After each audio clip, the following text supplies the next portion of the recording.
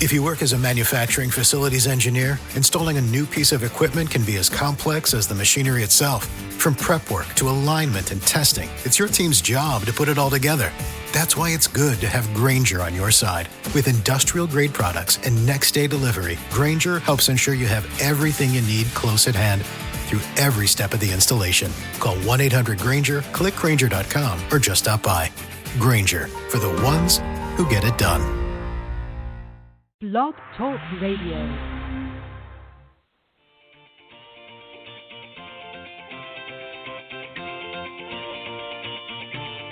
Good morning, everyone. Welcome to the Women of Golf Show. I'm Ted Odorico, and joining me is LPGA professional Cindy Miller, and we are your hosts. We're broadcasting live every Tuesday morning from 9 to 10 a.m. Eastern here on the blogtalkradio.com network, bringing you some of the best golfers, teaching professionals, and entrepreneurs helping to elevate women's golf. We're so glad you decided to join us this morning, so grab your coffee and let's get started.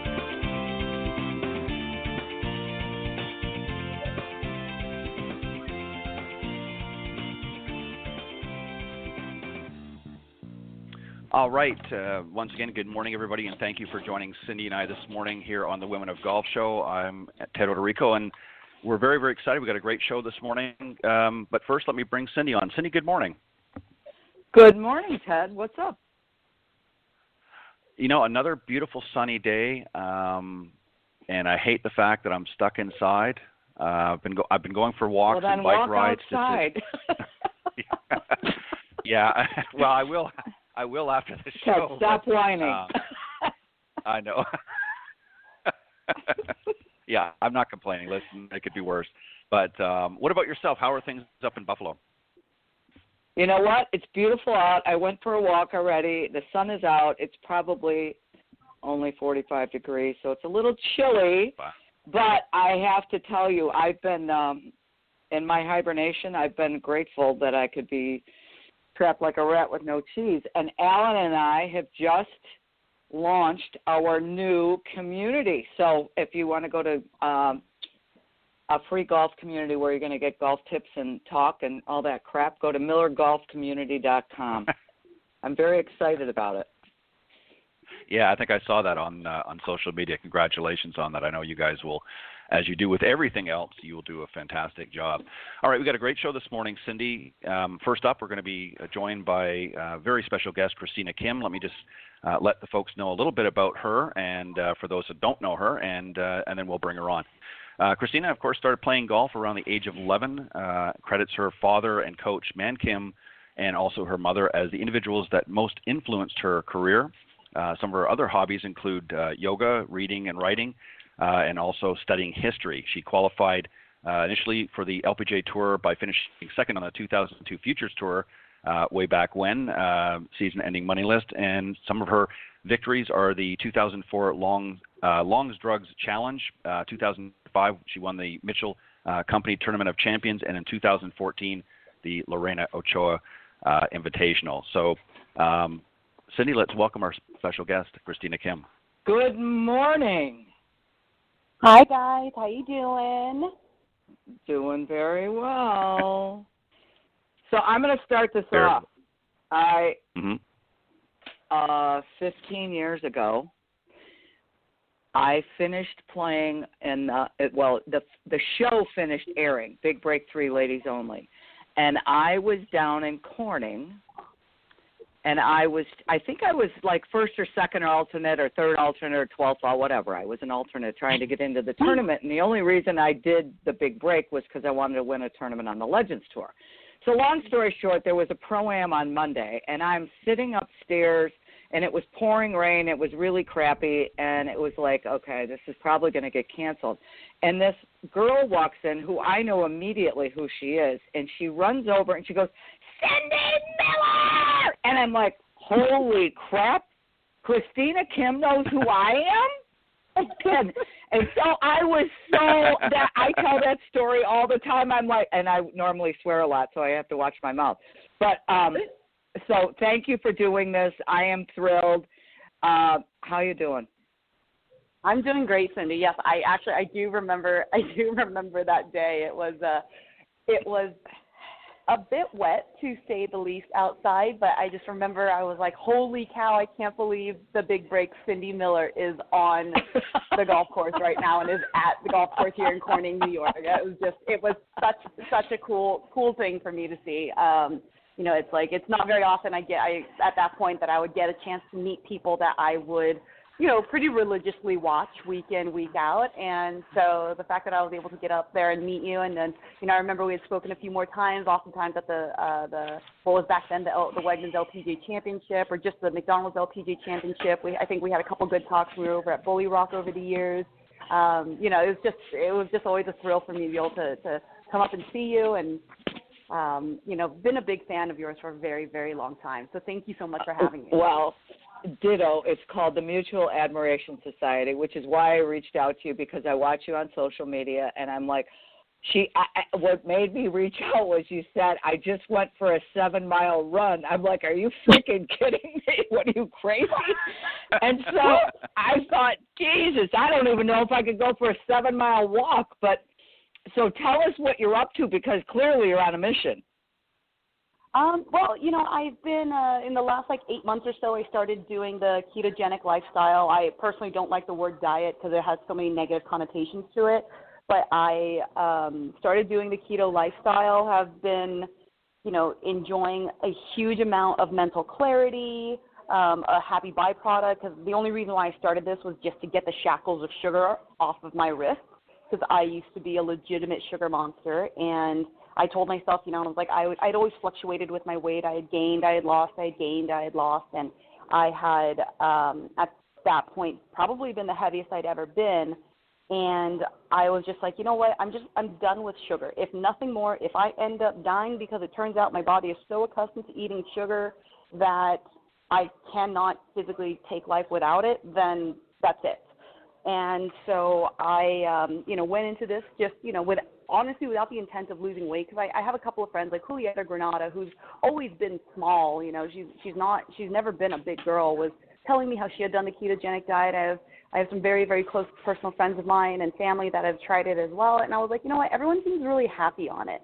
I was at a point in my season last year where I was really struggling emotionally, mentally, as well as physically. And I said, you know what, if I end up ODing because I ate too many damn avocados, I've had a good run.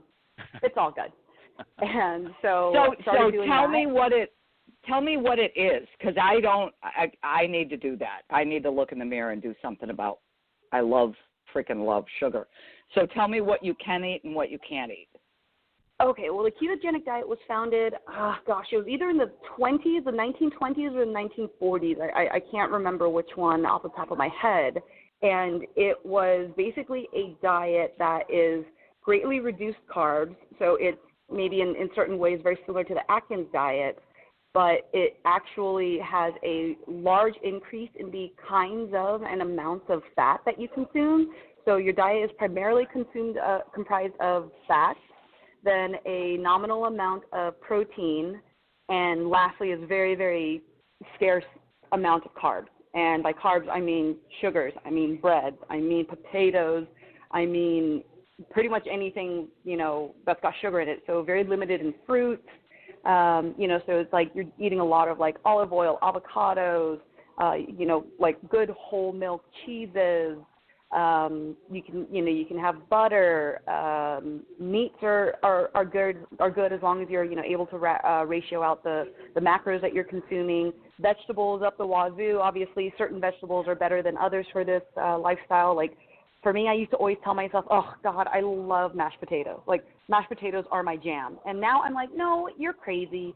The reality was that you like the sugar, or not the sugar, you like the salt, you like the cream, you like the butter. So now I just cut the middleman out. And and lots of nuts, I love macadamia nuts, pecans. This new thing I've come across is just called a pili nut, which is a nut that's derived from the Philippines. And it's one of the most perfect, complete, ketogenic macro ratioed nut in the world that was discovered a few years back. And what's the name of it? Reduced pili, so P as in Paul, I, L as in Lima, I. So Paul indigo, okay. Lima indigo. And they're just these wonderfully creamy, delightful nuts. But that being said, like, I just kind of told myself, hey, I'm just gonna give this a try. Like, what's the worst that happens? Worst that happens is I die. Okay, fine. What's the best that happens? I can be happy again. I can have that mental clarity. And I dropped, it was something like 17 pounds in the first 3 weeks or something like that. And now I'm down. Yeah, I mean, because to be fair, a lot of it is water weight. And so you have to also supplement yourself in making sure you're consuming enough sodium, because as the water weight drops, it strips you of a lot of your nutrients. You have to, for a period of time, be very aware of your sodium intake. You have to, like, I take magnesium, like Slow Mag. I take that twice a day. Just make sure I'm getting the right amount of magnesium in my system. And, because like one thing that they call, it's called the quote unquote keto flu, which is you can, as your body, because you're basically detoxing yourself and you're going through withdrawals from your addiction to sugar and carbohydrates. And so I was very lucky because I actually started doing this before right after I had a long stretch of tournaments in the summer, and then right before I started the European swing that I was going to last year. And so I spent 4 days, no joke, in bed. I basically just drank water, would have a fistful of nuts every now and again, and I would sleep for like 17 hours. Like, I was just physically, mentally, emotionally exhausted, like I had said earlier. And so I said, you know what, I'm so tired in every sense of the word. Wow. I gotta stop this.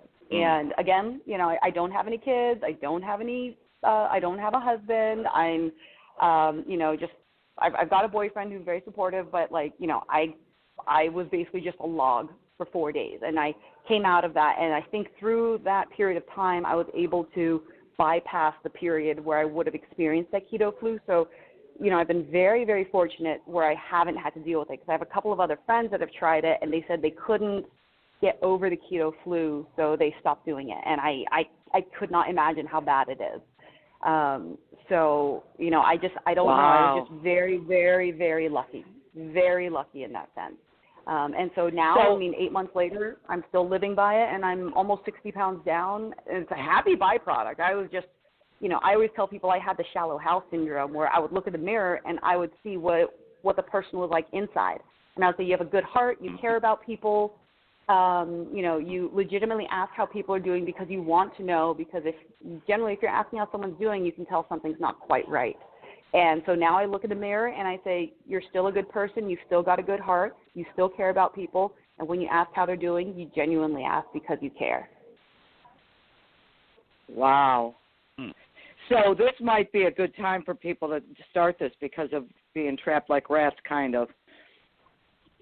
It can. I mean, I think I've been, in many regards, I've been very, very, very fortunate, because here in Florida, whether it's the right thing to do or not, we have not closed down every single golf course in the state. I know certain counties have closed down courses for a period of time.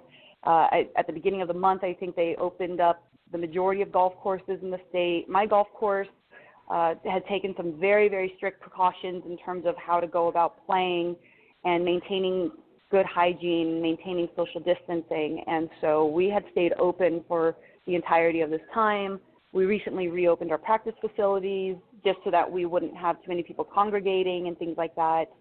And, I've been very fortunate in that I've had the opportunity, and I've had the good fortune of being able to play golf during this time. So I've been able to get my brain away from, the periods of time where you're like, I am stuck, I have nothing to do, I have nowhere to go, this, that, whatever. And, as much as people like to believe, I'm sure there are times when it's just shy of too hard to bear. And so, I just came back from a 3-day hibernation myself, just kickstarted myself back into ketosis. And also I've been spending every single day simultaneously thinking, I'm going to get a phone call saying we're teeing it up next week. And at the same time, I'm going to get a phone call from my golf course saying we're closing tomorrow. So pretend like this is the last day of golf you're ever going to be able to play. And so now that I have an idea of when our season is going to start, which is going to be mid-July, I've been able to take a 3-day break, relax a little bit, just stay in bed, catch up on the YouTubes, catch up on the Twitters, and just sort of refresh myself. And now I'm back out.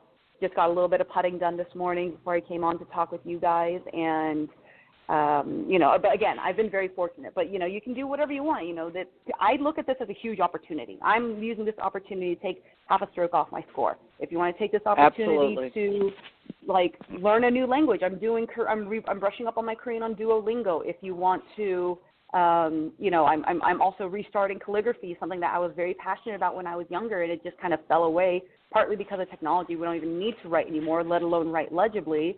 I've got canvases I'm painting on. There's so many different ways and opportunities that we can give ourselves to really, not even better ourselves, but to just challenge ourselves without having to leave the house. There's so many things. We're never going to be given this opportunity again if all goes as planned, that we can take this opportunity and instead of being down on ourselves, think of it as a wonderful chance to really regather and regroup your thoughts and emotions and just who you are as a human being. Absolutely. I said that I have never, ever done this. I'm like, this is awesome. I love this. So, absolutely. I totally agree with you. So, Ted, go ahead. You got a question? Yeah, I do. But first, I want to make sure I heard correctly. Did you say that fat was okay to eat? Fat is your primary source of calories. So I'm actually, my macros, I'm consuming 70% of fat, and that's like avocado, olive oil, nuts, things like that. Like, in theory, there is dirty keto or lazy keto where you can just sit there and just eat lard, but you're not going to actually enjoy the food if all you're doing is eating lard. Like, you can add some of it into the food that you're eating, but there's so many different ways of looking at that. There's plenty of good ones. Right. Well, see, the reason why I asked that is I wanted to know if that meant that I didn't have to cut the gristle off my steak. That's what I want to know. The fat, the little fat that goes around your steak. Oh, girl, when I get a ribeye, I save that bit for the last. That is my favorite part of a steak. You do not have to cut that off if you don't want to. Oh my gosh, that's where the flavor comes from. I loved it. Yeah, Cindy, I'm going on this. This is awesome. So, Christina, let me ask you just a couple things. That's fantastic. I think it's, and I just want to add on to your last point that you made about really sort of seizing this particular juncture in our history as an opportunity, really to re-engage and do things that maybe we haven't done for a long time. Cindy, I know we talked about this when this pandemic first sort of came through, that it's allowed you an opportunity to sort of just take a few deep breaths and not be as running around all the time trying to get everything done. But let me ask you, Christina, this question here. Obviously you started very young when you played golf. What was the point, or where was the point in your earlier days that you said to yourself, okay, I've got game, I know that I can take this to a higher level? Was there a point when it sort of came to realization, or did you always know? So I came about golf in a very unorthodox way, in that my dad had me swing 500 times in the backyard every single day before I found out there was a point to all this. So I was fortunate in that by the time there was a ball on the hook on a mat. Like, remember those 2-by-1 foot mats that we used to have? Yes. So that's all I did. I didn't know what on earth I was doing. And my dad finally took my brother, sister, and I to a golf course, or to a range, and said, this is what we're going to do. And so I was able there's I skipped the keto flu. I skipped the first couple of whiff balls on a driving range that you normally get. And so I accelerated pretty quickly. I was about 12 when I had finally got my tush to the range, and I took to it, but again, I didn't comprehend what I was doing really. It was just, Dad said to do this. I'm a good daughter. I'm going to do this. And so for me, the real love and passion kind of clicked when I was about 14 or 15 years old, and it sounds, I don't know if it sounds bad or whatever, but it was about the time that I started breaking par, and, golf, it was not that it was less hard, but it was just the gains that you would get were smaller. It's like when you first start lifting, you start at 5-pound dumbbells, and then you can jump all the way up to 10, then to 15, and then to 25, and then by the time you get to something pretty heavy, you're going to have to go in smaller increments in terms of the gains that you're going to get. And it's the same thing with the handicapping. And so for me, it was just the switch turned when I was like, wow, okay, so I'm pretty good at this. I can get even better, but it's going to take a hell of a lot more effort to get a little bit better. And so finding myself that kind of challenge was something that really, really drove me. And so, yeah, it happened when I was about 14 or 15, and then ever since that pursuit of trying to find perfection on a golf course, which we all know is impossible, but at the same time, we're all just narcissistic enough where it's like, well, but, there's always that one chance in all of human history where I could be the one. Mm-hmm. Right, exactly. And let me ask you too, when you look at the different players that are out on tour over the years, and I mean, they all looked great, but some were very fashion forward. You've always had a very unique and very interesting style, and that's helped make you stand out in a positive way. Was that something that has always sort of been natural for you, or you just decided, I'm gonna kind of make a statement when I'm out here. If I'm going to be out here, I want to make sure everybody, knows that I'm here. Was that just something consciously that you did, or was that just who you are, that you just like to, dress stylish and have fun when you're out there? Well, if I'm being honest, I could give 2 blanks less as to what people think of me, and I've always kind of been that way. I think the last time I cared what anyone thought of me was when I was 12 years old. Since I was 12, I dyed my hair every color of the rainbow, had every length haircut. I mean, I've had it, 3 inches long to all the way down near, past my waistline. I've just personally always loved colors, and I've loved passion, and I've loved having a passion for colors. So for me, it was always just like I just wanted to showcase, not even showcase. I just wanted to wear what I wanted to wear. And, there were plenty of people like, you give me funny looks, and there were plenty of people that said, your style is awesome. And I'm like, regardless of what the opinion is, I'm like, okay, I'm just going to do what I want to do and dress how I want to dress and wear what I want to wear. And so that's something that I've always just something innate within me. I'm just like, I like that color. I'm going to do that color. Let's do it. Yeah, that's. Well, like I got to step in here. I got to step in here because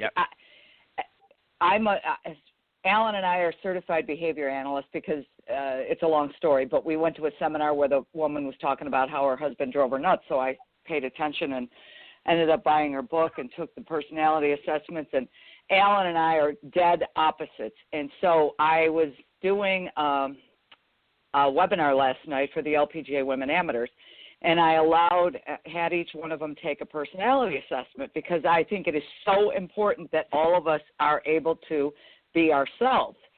And Christina, you are my poster child for the high I behavior style. You're a high ID, which is I want to have fun, I want to be me, I'm going to do what I want, and I'm going to win, and I'm competitive, but I really love people, I care about people, and I'm colorful. So I love the fact that you are so open to be you, and you don't really give a rip. Yep. And so, again, she's the high ID, and I just absolutely love it. So keep being you. Well, I'm going to take that personality quiz now. I'll send you a link. It's awesome. It's freaking awesome. So, again, I call it the gas meter, the give a you know what. So her gas meter is, I'm going to be me, and I don't really give a rip what you think. So that's awesome. Right. That's why I love you. Well, one of the many reasons I love you. So I got to ask you, I'm changing the subject. Talk about PXG. And why do I need them? Well, can I hit it further? I don't want to die yet. Yeah. As far as I can tell you, they are by far the best clubs that I've ever hit. And everyone can sit there and be like, oh wow, at the time world number 1 Lydia Ko has switched over to them, and then you can say, oh wow, Billy Horschel at the time was using them. The reality is, you give players like that a broomstick and a watermelon, they'll be able to make it work.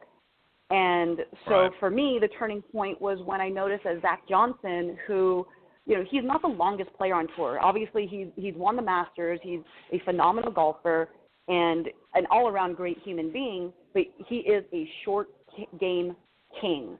And for me, I was always intrigued by the fact that he had decided to try out and then was able to switch to the PXG set of golf clubs, including the wedges. And so back, 5 years ago, I want to say, I contacted the LPGA rep for PXG, and I was like, hey, and I try out your wedges and your fairway woods because, you know, I mean, if someone like Zach Johnson is willing to switch over, and again, you know, I mean, you had Allison Lee, you had Jarena Pillar, you had, you know, all these great players that had switched over, and I was like, this is all great and everything, but if someone that is such a remarkable player with, say, their wedges was willing to switch over from Vokey, which he was a devout Titleist guy for, I want to say, decades, and he was willing to switch out of those, there's got to be something special to these clubs. And so I got a set of wedges. John fit me for a set of wedges, John McGannon, and took me 3 shots, and I was like, I need everything you guys have. What Really? Yes. The way that the ball responded, the way that it would stick to the club face when I'm trying to nip a shot, the way that I would be able to get it to jump a little bit if I needed it to, if I needed to get 2 or 3 extra yards, I can take spin off, put spin on. Like I feel like a magician around the greens now, and my short game has gotten so much better over the last couple of years, especially since I've, you know, signed on with PXG, that I am a convert, and they are just the best golf clubs in the industry. And they last year came out with a set of blades that, you know, growing up as a kid, I used to always use blades, and then more recently, you know, in the last like 12, 13 years, I was using more of like your traditional cavity back style, you know, not necessarily like a, you know, shovel per se, but, you know, a more traditional, not traditional, but a more, you know, normal quote unquote golf club. And I was actually feeling like I was losing a sense of my golf swing, because growing up, whenever I had blades, like if you did not hit in the center of the face, you're going to be scrambling. And so PXG's done an amazing job of being able to get the two going together. And so I had been able to get PXG, not me personally, Ryan Moore had started this whole thing about getting blades created. And then I was able to get a set of the blades made for me. And then it just kind of heralded me back to where I was as a kid. And, you know, it's like you can mishit it a little bit, and you're not going to lose as much as you would with, like, say, like, you know, an old school blade like you did in the past. But now the ball's responding the way that I feel like it should, because if I don't give it a perfect swing, I don't deserve to you know, have it nestle up close. I don't believe in that participation trophy crap. I believe in, if you make a mistake, acknowledge said mistake, find out how to fix said mistake, and learn from it. So I feel like this has gotten me to swing even better, because the alternative isn't great. You know, I mean, they're still more forgiving than the blades of yesteryear, but you learn so much more about your golf swing and the way that you're making contact with the ball with blades. And I think regardless of your handicap, you can actually accelerate your the pace in which you can improve on the way you strike the ball and play the ball with blades than with anything else. And so those 0311 Awesome. FC blades, they're a godsend. Awesome. All right, last question before we let you go back to practicing your putting.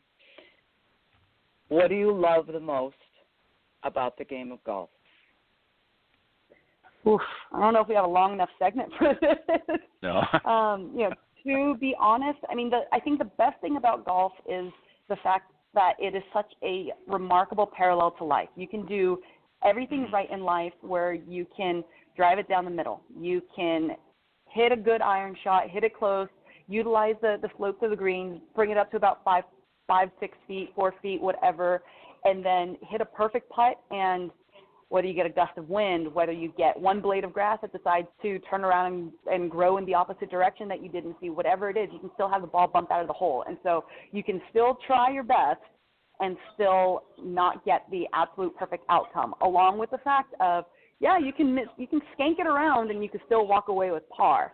And on top of that, you know, this is, for me, it's the last bastion of a sport that truly embodies integrity, self-policing, honesty, because if you have that CHEATE word associated anywhere around your name, you cannot your reputation is marred forever.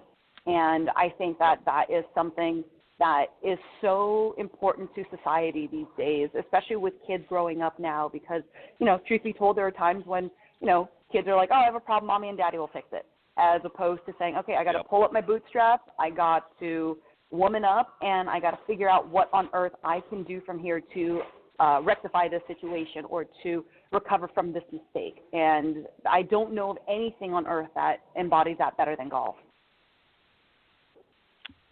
Amen. Yeah, that's a great way to end this segment. You're definitely speaking words of wisdom, Christina. Thank you very much for joining Cindy and I this morning on the Women of Golf. We really appreciate it. And once the veil, as we say, has been lifted with this pandemic, and you are back out playing, and I hope you'll come back a little bit later on in the season and join us again here on the show. We'd love to have you. Oh, I would be honored if you guys would have me again. And I'm sorry that I took up 98% of this whole segment just talking. That's no, why we wanted you on. Yeah. So the next time you're on, we're going to talk about how we help these kids not cheat so much. I love you, darling. Thank you.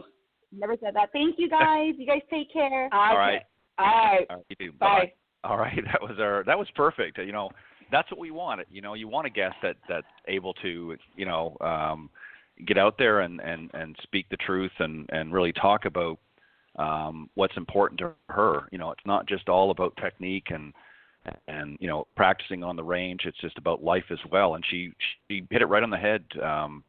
Cindy, when she said that golf really does mimic life in so many ways, and we've said that many times on the show.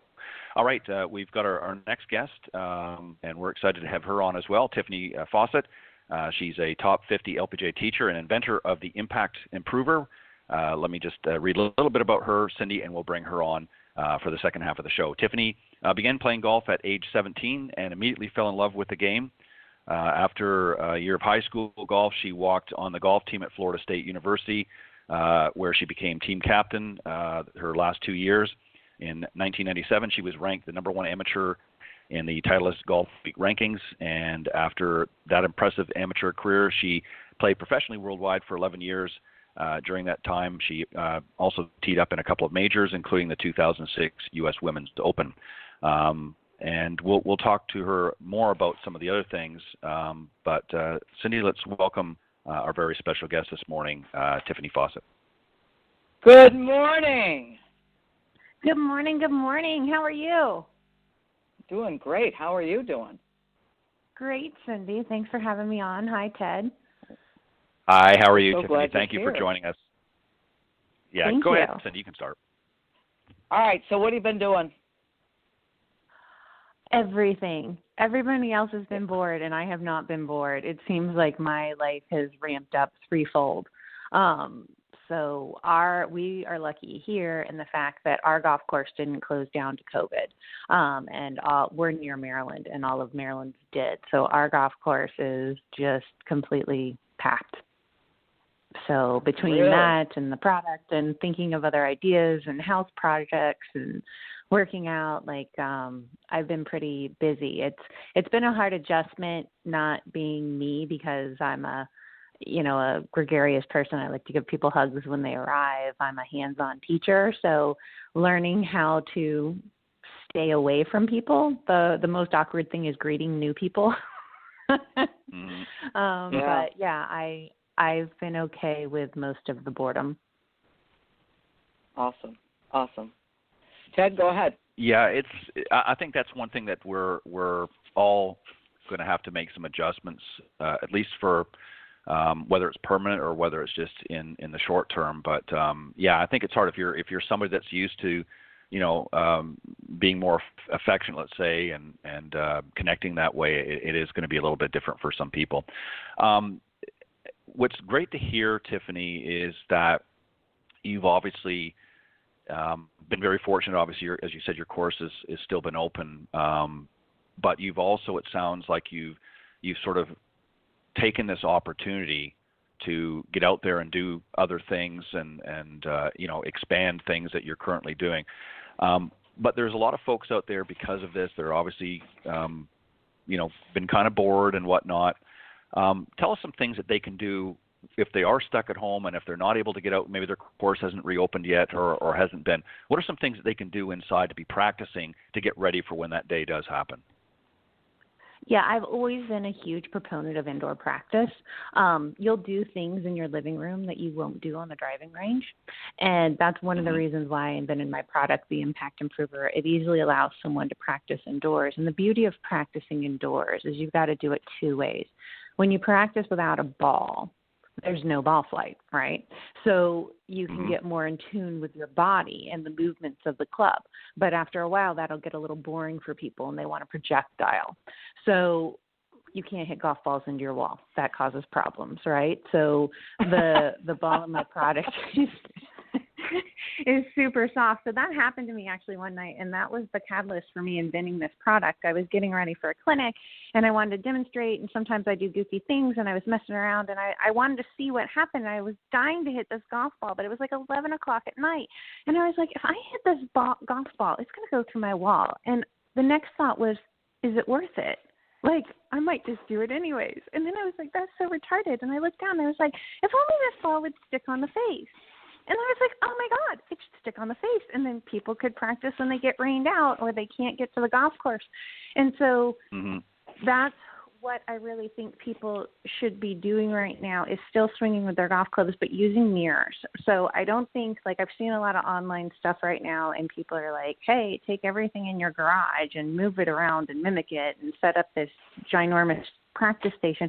Most people aren't going to do that because they don't want to set it up. They don't want to take it down. They don't have the room in their house, but they still need to swing. And so once you realize the golf club is a weight, and the more you swing it, it's kind of a workout, and you get experimental. If you swing one-handed, you swing on one foot, you start to realize the dynamics of balance of your body with the golf club.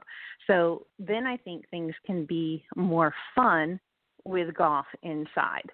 And the other thing to just break up boredom is to do more things, right? So if at the beginning of the day you categorize like 5 or 6 different areas, golf, exercise, cooking, entertainment, whatever, and you're just like, I'm going to achieve 3 things today. I'm going to call 2 friends or whatever.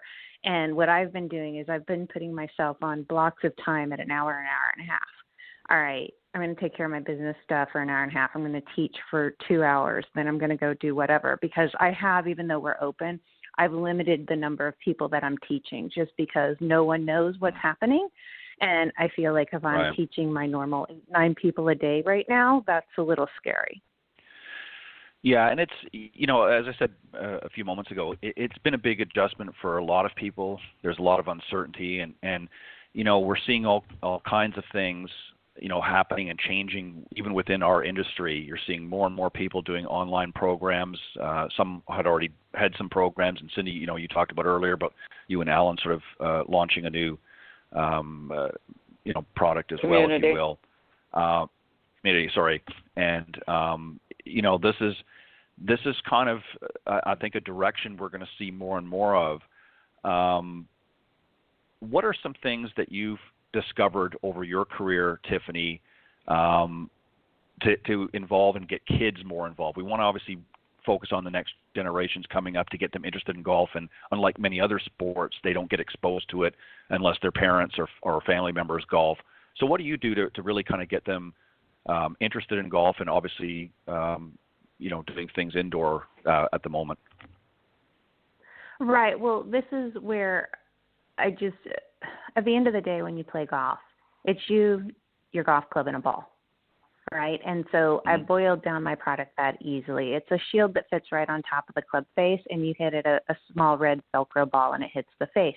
So there was a big push in the golf industry for a long time to get kids into golf with snag golf, and most everybody watching this program knows what snag golf is. And I think snag is great, but I think it has a couple limitations to start golf, and I wanted to enhance snag. So when you have snag golf clubs, there's 4 different types of clubs, so you don't have the proper lie angle for all the kids that want to start golf. Also, they're hitting big tennis balls. So the ball that I have is the size of a golf ball, but it's super lightweight. So if a child starts hitting at real golf balls, it's like hitting rocks for some of them. If they're 4, 5, 6 years old, it's too heavy, and that's why they tend to hang on their back foot and don't move through it. So with the lightweight balls, you can go through it, but the beauty of it is the same shield that fits an adult club fits a kids club, because when I was making the product, I thought I was going to have to make 2 different versions. But a golf ball is the same size if it's a child or an adult playing. The golf balls are the same size. Right. So the same shield fits. So kids tend to like to do what mom and dad are doing. But sometimes they don't want to leave their computer or go all the way to the golf course. But now if they see mom and dad downstairs hitting or swinging at golf balls, now they want to try. But now they've got something lightweight enough where it's effective for them.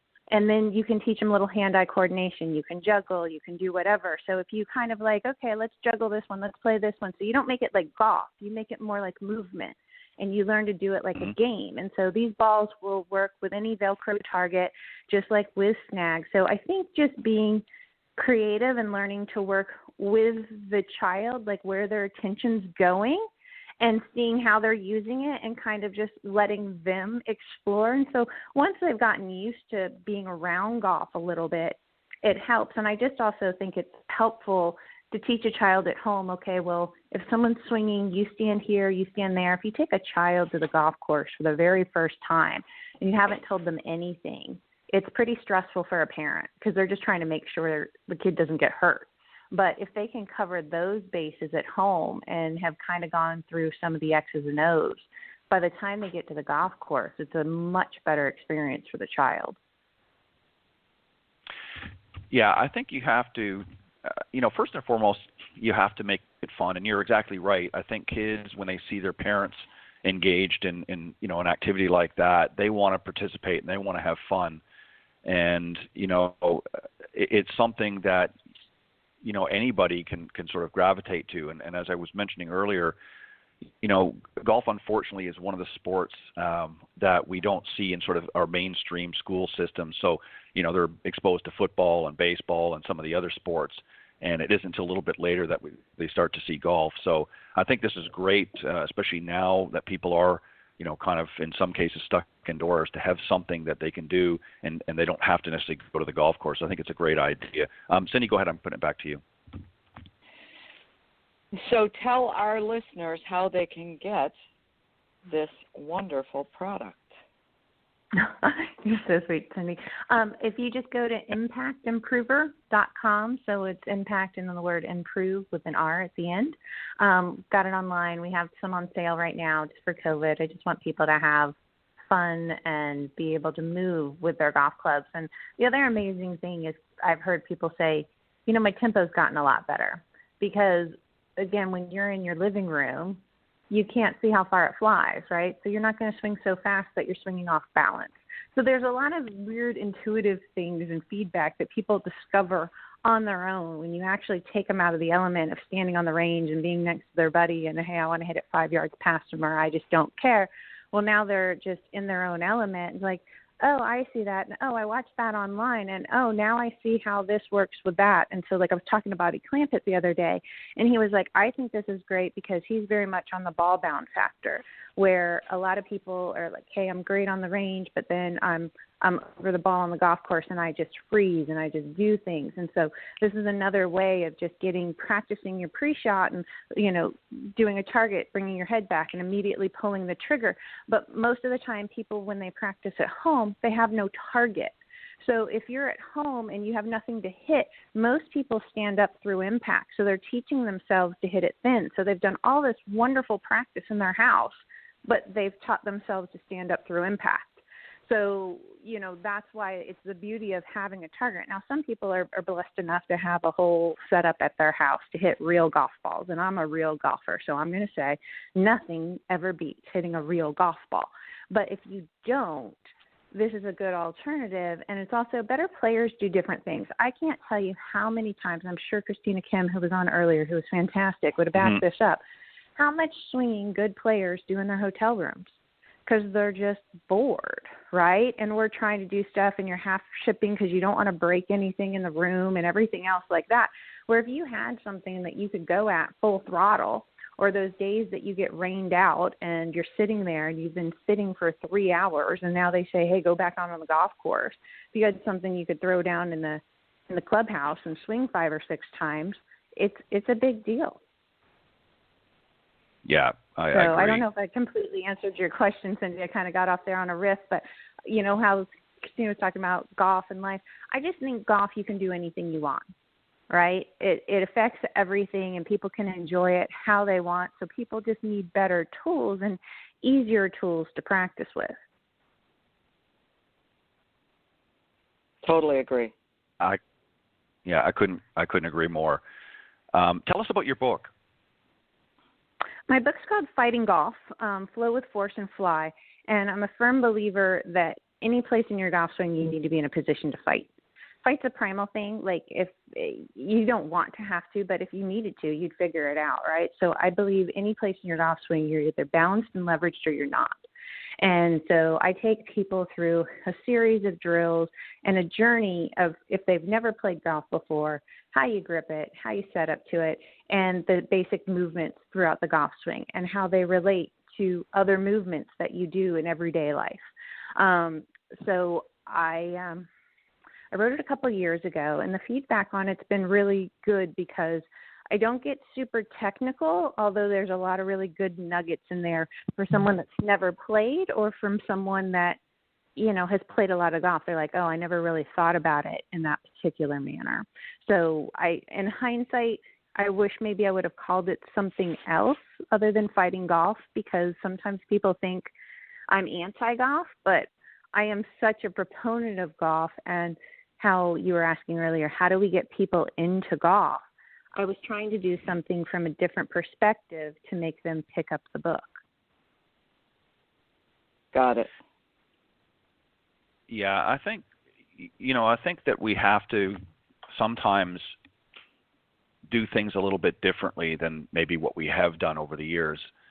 And I think what you're doing, and by the way, while I was listening to you, I went on and ordered the Impact Improver. I love this thing. I've been looking for something inside. I've had clubs that, you swing inside, but it's, like you say, it kind of gets boring. So I just went on and ordered one. So hopefully it'll get here in the next little bit, and I will definitely try. Well, thank you very much. That's very kind. Just wanted to, I know. Well, I love, I'm a shopper. Believe it or not, I like to shop for good deals and good things. And I just was listening to you when you were explaining about it, and I thought, because I've used, and Cindy, I'm sure you've done this too, but you practice with a lot of the foam balls and you do different things, and some people have the ability to have like an indoor net or something, but I like it because it's very compact, and if I'm traveling, I can take it with me, and in the hotel room, I can do things there as well. So I really liked it. So anyways, I just want to mention that. So what are some other things that you like to do as a teaching professional to really engage your students? What are some things that you like to do to really get them fired up and interested? Because, obviously golf is a challenging game, as we all know, and can be difficult. And sometimes you get a little bummed out as a player when things aren't going well. So when you're dealing with a student like that, what do you do to sort of shift the focus and say, okay, hey, maybe you're not hitting them as crisp as you'd like to right now, but here's some things that we can do that'll sort of rejuvenate, your enthusiasm, if you will. Well, part of being a golf professional is knowing how to talk people off the ledge. Right. There's just a huge amount of there's just a huge amount of depression. Cindy knows that's true in golf, because we all that's want why stuff Cindy's so bad. laughing. And so, but people also respond to honesty and to truth, right? Yeah. So when I come through, I really just hear them out, and then I talk to them and I ask them, well, what do you know? And so they don't realize that there's some blind spots or they didn't adjust to something. So it's really the ability to let them talk it out, and then you can show them the path, but you have to let them get it out. It's almost like a sickness, right? It's golf depression. It has to come out. And so if you just tell them, oh, don't even disregard it, or if you don't address it, you're like, oh, just do this. Like, no good. You have to let them get it off their chest. And then as they're talking, the problem's usually there. Like, I can't tell you how many times, like, people just don't realize when you hit balls on the range is flat. When you go to play golf course, the lies change. Well, they forget to change their ball position. They'll tell me about this horrible shot they had, and then I'll be like, tell me about your lie. And they'll tell me, and then, oh, I topped your weight. I'm like, did you change your ball position for the shot? And they're like, oh, no. And I'm like, well, hello. You know, sometimes things are really, really easy. And then other times they go much deeper. But the student will always tell you the problem. So once they tell, and you give them some answers or a direction, and if it makes sense. So I always tell them, like, hey, if it doesn't pass your logic test, don't do it. If I'm suggesting something and it makes absolutely zero sense to you, well, don't do it. But that is rarely the case. And they're like, oh, I hadn't thought of it that way, or that makes sense to me. As soon as the student says that makes sense, their anxiety melts away. And then they feel like they're working in the right direction. So golfers are okay if they have hope. You know, if they feel like they have hope, they start hitting some better shots. And even if they don't, if they can see it on the film and they understand why, they'll work towards it. I mean, golfers are great. Golfers are workers, and that's why I love golfers. They can actually take a punch to the gut and come back. You know, they're tough, resilient people, and that's why I love them. I couldn't agree more, and I love that talking off the ledge analogy. I think that's so true. I might have to start using that. Cindy, go ahead. Any final questions or? No, I'm good. I'm grateful that we were able to connect with you and you were able to join us. Well, it's my honor, and I have to say, for all the listeners out there, if you haven't ever met Cindy Miller, she is one of the greatest people on the planet. We used to play together on the Futures Tour some. I always loved my time playing with her. She's a great woman. She's a great ambassador for the game of golf, and I'm just lucky to have her as a friend. Wow. Really? Wow, yeah. Yes, ma'am. Surprise!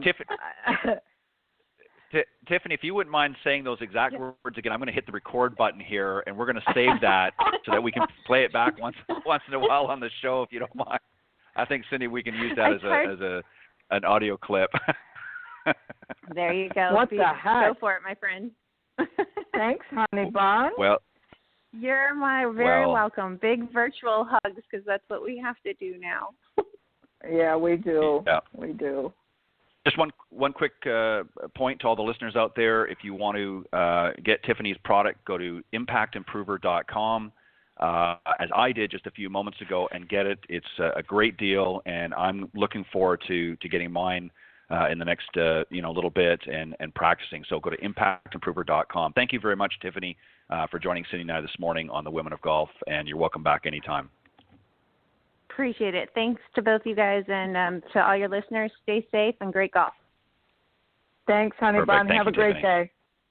You too. Right, bye-bye. Bye-bye.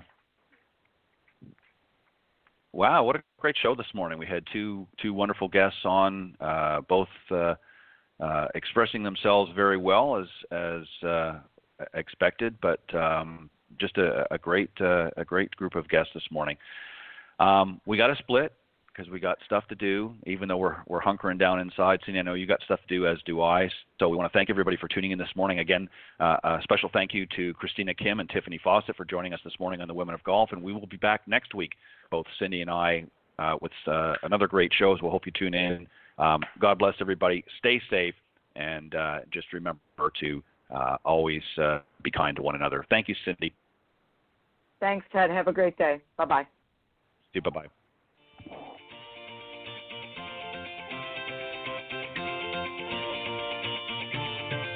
Thanks for listening this morning to the Women of Golf Show. Tune in live each week by visiting blogtalkradio.com/Women of Golf, or on any of these social media platforms: iTunes, Stitcher, TuneIn, CastBox, TalkStream Live, and of course Spotify. If you can't join us live, check out our on-demand section for previously aired broadcasts. To get updates for future shows and upcoming guests, you can follow us on Facebook at Women of Golf. You can also follow me on Twitter at Ted and Buck CEO, and Cindy at Cindy Miller Golf. Please remember to join us next week on the Women of Golf Show. See you next time. This has been a production of the iGolf Sports Network.